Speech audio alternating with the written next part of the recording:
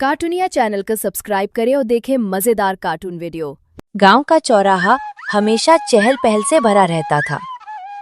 सुबह सुबह दूध वालों की आवाजें, सब्जी वालों की पुकार, बच्चों की हंसी और किसानों की बातचीत से पूरा इलाका गूंजता था। और इसी चौराहे पर थी एक मशहूर दुकान, रामू हलवाई की मिठाई की दुकान। रामू हलवाई का नाम सुनते ही लोगों के चेहरे पर मुस्कान आ जाती थी। वजह सिर्फ उसकी मिठाइयाँ नहीं, बल्कि उसकी आदतें भी थीं। गांव के लोग उसे भुलक्कर हलवाई कहते थे, क्योंकि उसे छोटी बड़ी चीजें बार बार भूलने की क्या रामू जी, आपने तो रसगुल्ला बिना चाशनी में डाले ही दे दिए थे। ये कैसे समोसे बनाए हैं रामू तूने? मानो पराठा खा रहा हूं। अरे रामू, मेरे बचे हुए पैसे तो वापस कर दे, एक दिन में ही अमीर बन जाएगा। आदत थी। कभी वो रसगुल्ला बनाते बनाते उसमें चीनी डालना ही भूल जाता, तो कभी समोसे की भराई में आलू डालना भूल जाता। माफ करना, और अगली बार से ऐसा नहीं होगा। समोसा तल देता।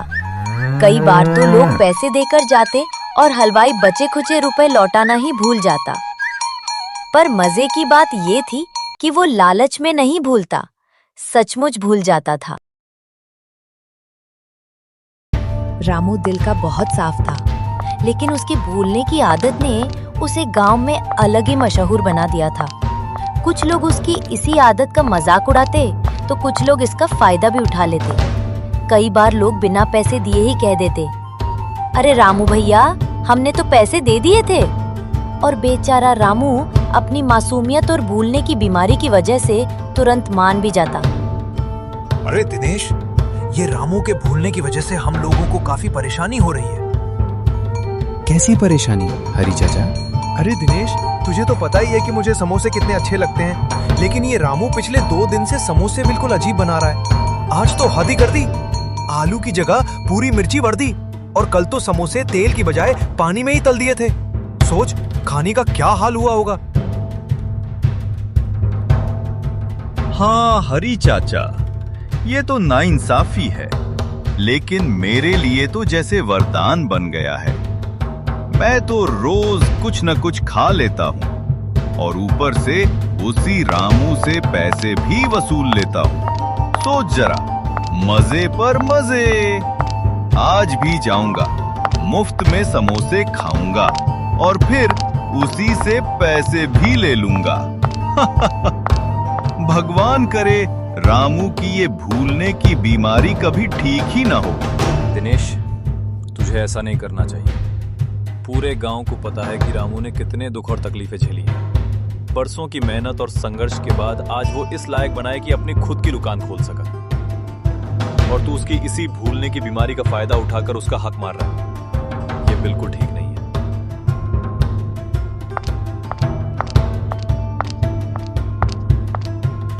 अरे अजय भैया, इसमें हक मारने जैसी कौन सी बड़ी बात हो गई?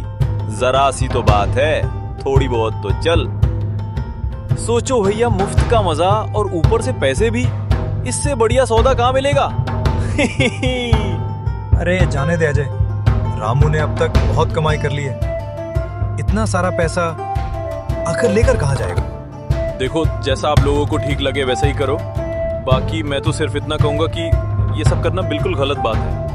अरे चिंता मत कर अजय, हो सकता है इसी से रामू की भूलने की आदत हमेशा हमेशा के लिए ठीक हो जाए।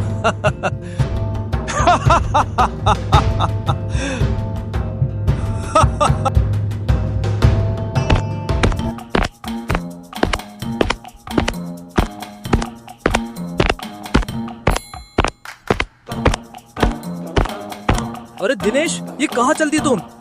बस और कहां, वही रामू को फिर से बेवकूफ बनाने।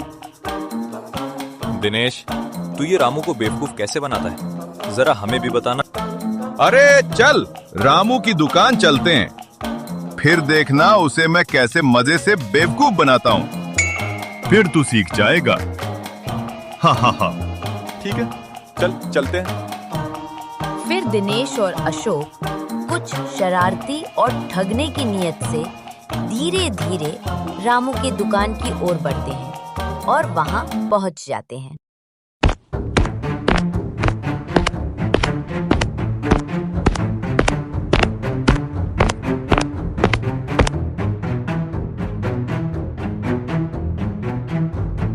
प्रणाम रामू भैया, कैसे हो?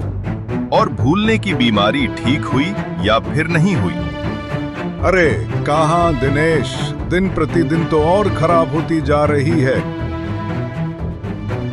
चिंता मत करो रामू भैया, सब ठीक हो जाएगा। हाँ रामू भैया, चिंता मत कीजिए। चलो रामू भैया, आप जरा फटाफट हम दोनों के लिए 2-2 गर्मा गर्म समोसे लगा दीजिए। लेकिन हाँ, लगाने से पहले एक बार देख जरूर लीजिएगा, कहीं आज समोसे में आलू की जगह हीरे मोती ना भर दिए हो। अरे नहीं दिनेश, अब तो समोसे मैं घर से ही बना लाता हूँ अपनी पत्नी की मदद से। वो हर वक्त नजर रखती रहती है कि कहीं मैं समोसे बनाते बनाते कुछ भूल ही न जाऊं। चलिए ठीक है, कहीं अपनी पत्नी को ही ना भूल जाइएगा। रामू ने मुस्कुराते हुए दिनेश और अशोक के सामने गर्मा गर्म खस्ता खस्ता समोसों की प्लेट रख दी, जिनकी खुशबू से ही मुंह में पानी आ गया। अरे वाह रामू भैया, आज तो समोसे पहले से कहीं ज्यादा स्वादिष्ट हैं। हाँ रामू, मजा आ गया। जी धन्यवाद। और हाँ, जाते जाते पैसे देना मत भूलिएगा। अरे रामू भैया, आपको फिर भूल हो गई क्या? पैसे तो मैंने समोसे खाते खाते ही दे दिए थे। लेकिन पैसे कब दिए थे, मुझे तो कुछ भी याद नहीं पड़ रहा। अरे मैं तो हर वक्त यही सोचता रहता हूँ कि कहीं कोई गलती ना हो जाए। अरे रामू भैया, यही तो आपकी बड़ी दिक्कत है। पैसे तो मैं दे देता हूँ और फिर भी आपको कोई याद नहीं रहता। लगता है दूसरी दुकान ही जाना पड़ेगा। अरे दिनेश, तू तो बहुत जल्दी बुरा मान जाता है। दिए ही होंगे तूने। और आप तो बोले थे कि खाने के बाद बाकी के पैसे लौटा देंगे। कितने दिए थे? यही कुछ 50 रुपए। ये ले दिनेश।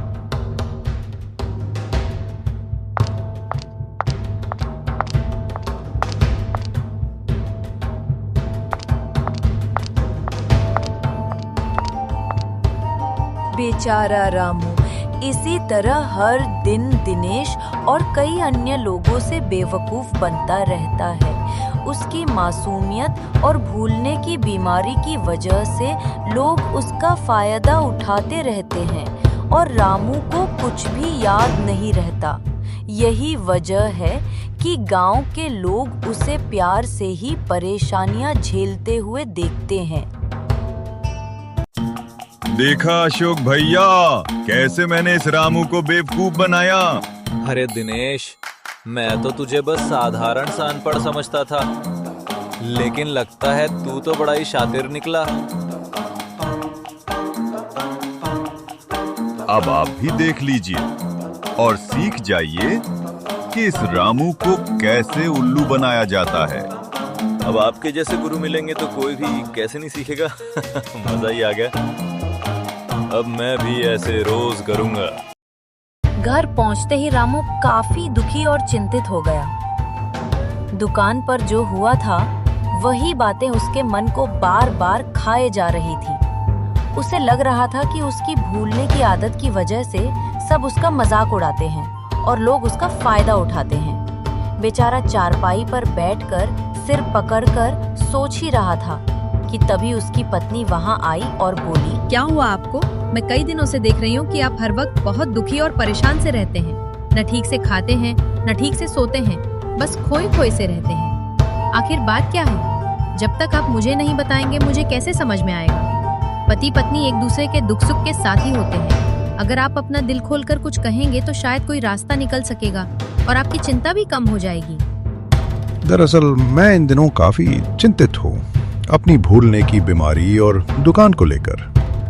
मुझे समझ ही नहीं आता कि रोजाना इतनी अच्छी बिक्री होने के बावजूद भी मेरी दुकान घाटे में क्यों जा रही है। जितना कमाता हूँ उससे कहीं ज्यादा खर्च निकल जाता है। कभी हिसाब गड़बड़ा जाता है, कभी पैसे याद ही नहीं रहते कि किससे लिए और किसे दिए। यही वजह है कि मैं हर पल परेशान रहता हूँ। डर लगता है कि कहीं धीरे धीरे सब हाथ से ना निकल जाए। देखिए, आपको कोई भूलने की बीमारी नहीं है। पिछले 2 महीनों से आप जरूरत से ज्यादा मेहनत कर रहे हैं।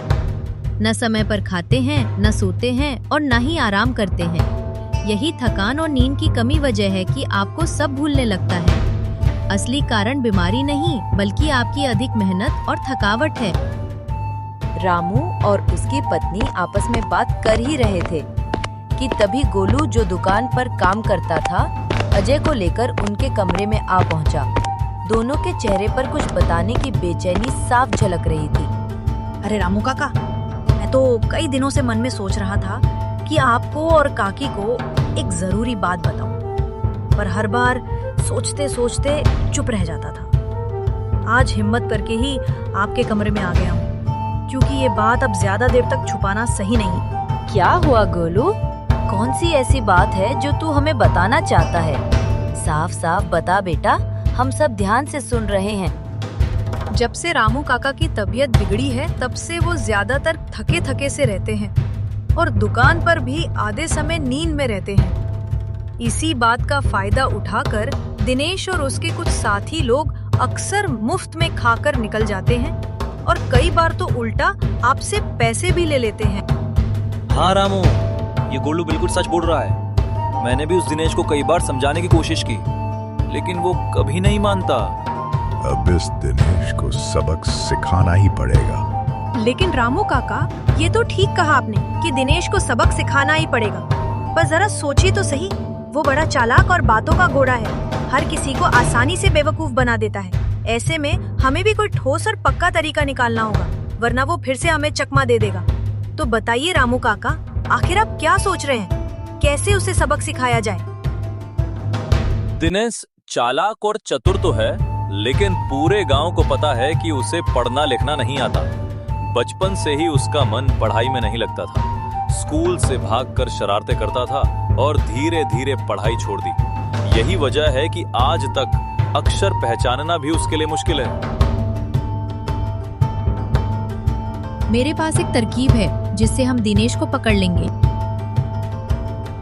रामू की पत्नी ने धैर्य से पूरी योजना रामू, गोलू और अजय को विस्तार से समझाई और बताया कि किस तरह चालाकी और सबूत के साथ दिनेश को रंगे हाथों पकड़ा जा सकता है।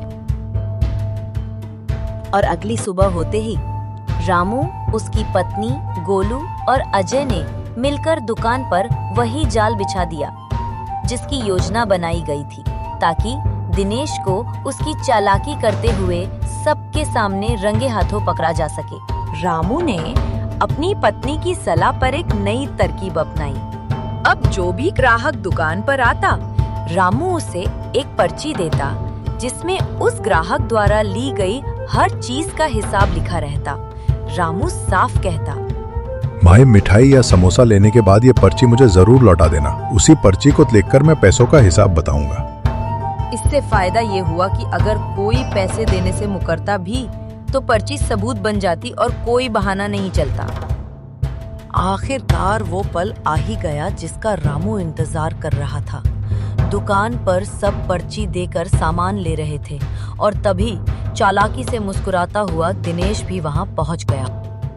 कैसे हो रामू भैया? और बताओ, भूलने की बीमारी ठीक हुई या अभी भी वैसी ही है? अभी तो पूरी तरह ठीक नहीं हुई है, लेकिन पहले से काफी सुधार है। भगवान करे कि आप जल्दी से जल्दी ठीक हो जाएं। हाँ, अब जल्दी ठीक हो जाऊंगा। ठीक है, अब गर्मा गर्म 2 समोसे लगा दीजिए। हाँ ठीक है, देता हूँ, लेकिन अब से जो भी खाएगा उसे पहले इस पर्ची पर लिख लेना होगा और जब खा लेगा तो ये पर्ची मुझे देनी होगी। दिनेश ने समोसे खाए और फिर से रामू को बेवकूफ बनाने में लग गया। अरे रामू भैया, समोसे तो अच्छे हैं, लेकिन मेरे पैसे तो वापस कर दीजिए। कैसे पैसे दिनेश? वही जो आपको हमने खाते समय दिए थे।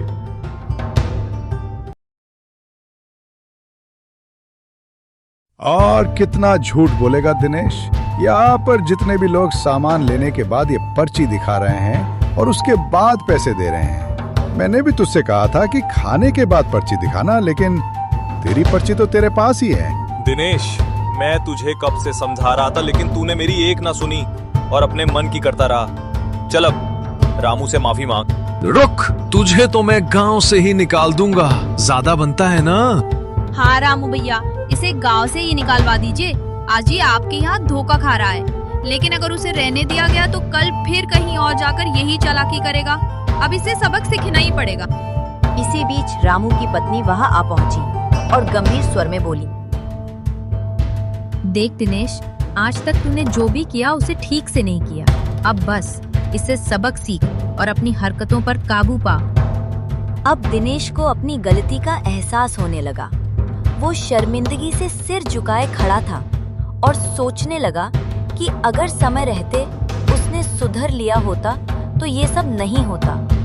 उसकी आंखों में पछतावे की चमक थी और धीरे धीरे उसने रामू से हाथ जोड़कर बोला, रामू भैया, माफ कर दो।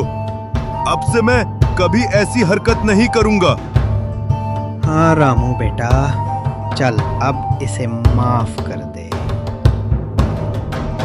गोलू और अजय भी पास खड़े होकर मुस्कुराए और रामू की पत्नी ने संतोष की सांस ली, ये सोचकर कि आखिरकार दिनेश को सबक मिल ही गया।